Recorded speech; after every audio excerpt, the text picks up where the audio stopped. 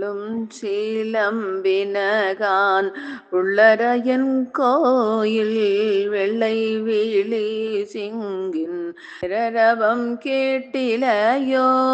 பிள்ளாய் எழுந்திராய் பேய்முலை நஞ்சுண்டு கள்ளசகடம் கல கழிய காலோச்சி வெள்ளை தரவில் தூயிலமர்ந்த வீட்டினை உள்ளத்து கொண்டும் முனிவர்களும் யோகிகளும் மெல்ல எழுந்து அறி என்ற பேரரவம் உள்ளம்புகுந்து குளிர்ந்தேலோ ரெம்பாவாய் புள்ளும் சிலம்பினகாள்.